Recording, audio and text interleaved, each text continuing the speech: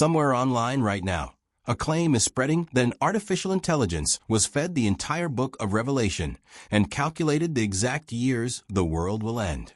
People are sharing screenshots. They are sharing dates. They are saying an unbiased machine looked at 2,000 years of prophecy and found something human scholars missed. Before you believe any of it, you need to hear what is actually true, what is actually possible, and why the real story is stranger than the fake one. The book of Revelation is the single most argued over text in Christian history. It was written by John of Patmos near the end of the 1st century, describing visions so strange that theologians have never fully agreed on what they mean. 7 seals are broken open. 7 trumpets sound. 7 bowls of judgment are poured across the earth. Beasts rise from the sea. Numbers repeat with hidden weight. 7 for completion. 12 for God's people. 1,260 days for a period of trial. 144,000 for those who are sealed. For 2,000 years, every generation of Christians has read their own crisis into these pages. Revelation has been used to explain the fall of Rome, the Protestant Reformation, Napoleon, 2 world wars, and the Cold War. Every era becomes convinced it is the final chapter. That history is exactly why a claim like the one circulating now spreads so fast. It taps into something real, our discomfort with not knowing, and our hope that a machine, free of human bias, could finally settle the argument. So let's actually test that idea, not by inventing a fake study, but by asking honestly, could an AI system do what centuries of theologians could not? Here is the first problem. Revelation was never meant to be decoded like a puzzle with one hidden answer. It belongs to a genre called apocalyptic literature, a style of ancient Jewish and early Christian writing built entirely on symbol, not on literal timestamps. Daniel, Ezekiel, and parts of Isaiah use the same style. Numbers in these texts are almost always meaningful rather than literal. 7 signals completeness. 12 signals the tribes of Israel or the fullness of God's people. A 1st century audience reading these numbers would have understood them as theological shorthand, not as a countdown. An AI model trained on this text does not have some hidden ability to unlock a secret arithmetic. It has the same information a well-read scholar has, just processed differently. The second problem is even more basic. Language models, including Grok, are trained to predict plausible-sounding text based on patterns in the data they were given. They do not have access to the future. They cannot verify historical claims independently, and they cannot run a hidden calculation that turns ancient poetry into a locked-in date range. If a model outputs specific years for future events, it is not discovering truth. It is generating the most statistically likely continuation of a prompt that was built to encourage exactly that kind of dramatic, specific-sounding answer. That is not prophecy. That is a mirror reflecting back the shape of the question it was asked.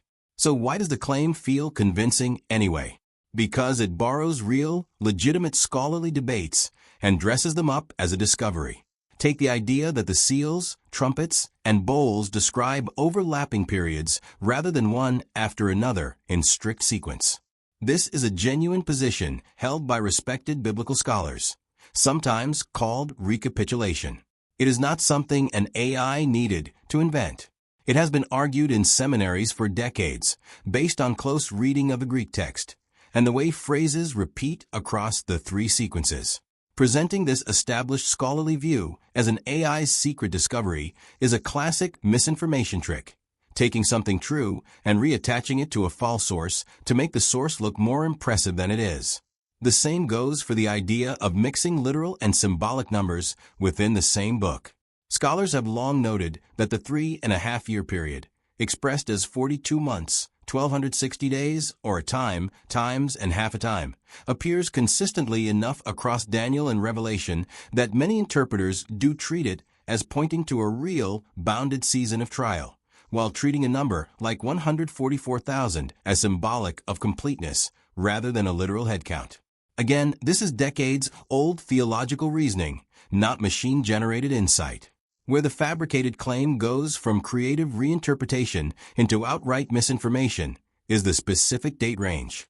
No legitimate research, artificial intelligence or otherwise, can responsibly assign real calendar years to Revelation's final events.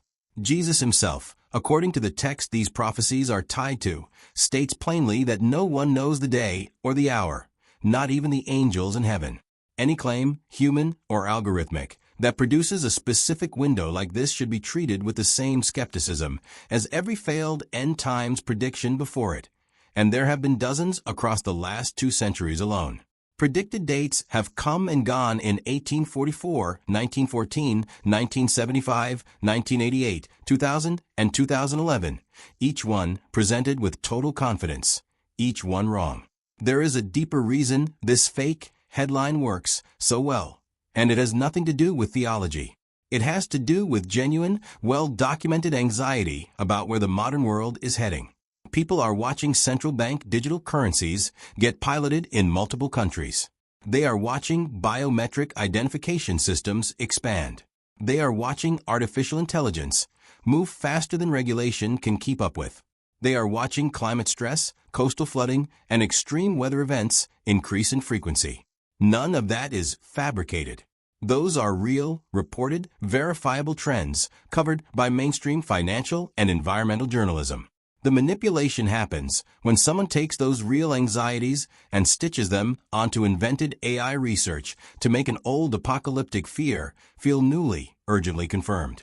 It is worth asking what a responsible version of this experiment would actually look like. Researchers absolutely do study how language models handle ancient religious texts, but the real published work in this space looks nothing like a countdown clock. It looks like linguists studying how large language models parse Koine Greek grammar.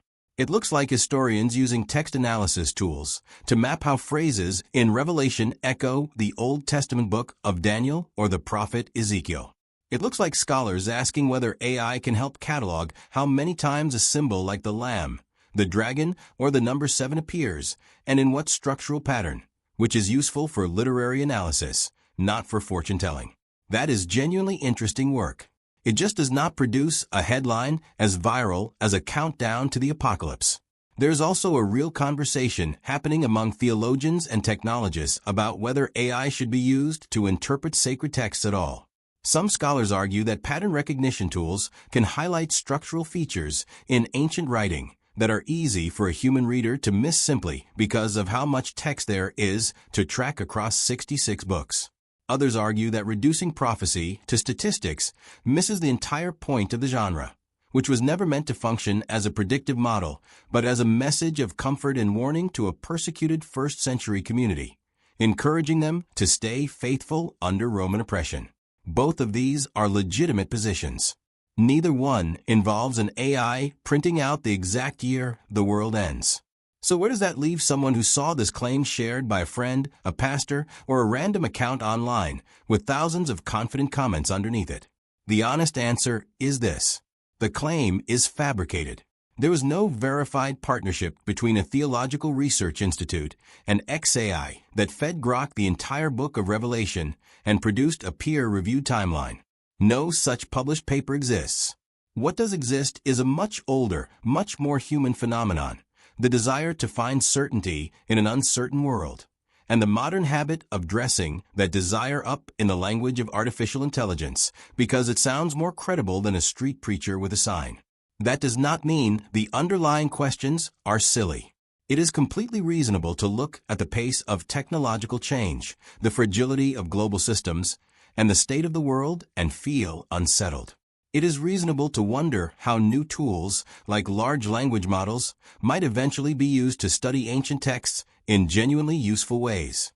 What is not reasonable is accepting a specific, unverifiable date range for the end of the world because someone attached the name of a well-known AI company to it. That is not evidence. That is branding. If you strip away the fake study and the fake statistics, what remains is a genuinely fascinating question that has occupied theologians for 2,000 years.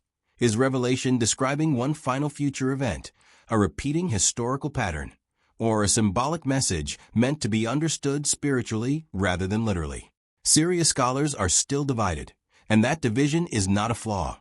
It is what happens when a text is written in a genre built entirely on layered symbolism rather than plain instruction.